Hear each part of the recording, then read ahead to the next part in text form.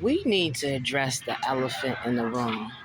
Some of us have some old school style parents, grandparents, and great grandparents who things have happened to them that they weren't allowed to talk about or share or bring up in public because they were told to be quiet and what goes on in my house stays in my house. So it was just normal to have that kind of abuse in their house. And they're not saying anything about it. And then they don't feel like you should be saying anything about it.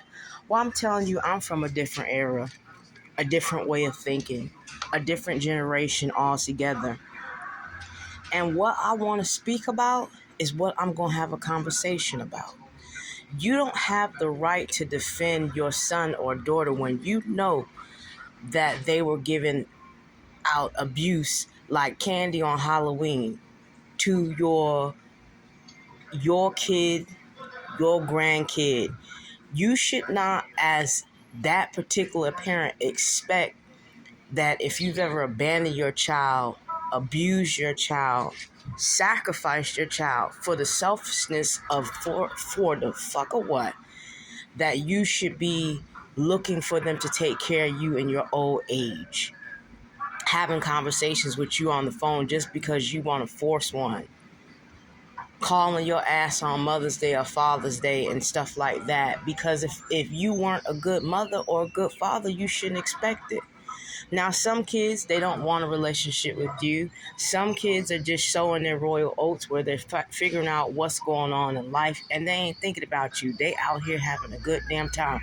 They got a taste of freedom. They got their own stuff. So you the last thing that they're thinking about, because when it comes to parenting, some kids just, they see you as someone that, I'll visit, I'll talk to, but that's about it. But I'm talking about the grandparents that like to say, oh, well, she shouldn't be telling all of our business, or she shouldn't.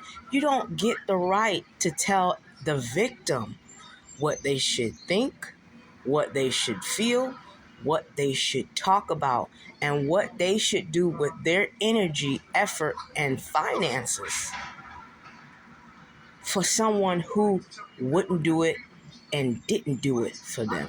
You don't have the right to do that. And the worst ones are the ones who don't want to talk about it at all. And when you bring it up, they act like you just sentenced them to death. They act like, because they don't want to talk about it, they don't want to address it. Those are the worst kind.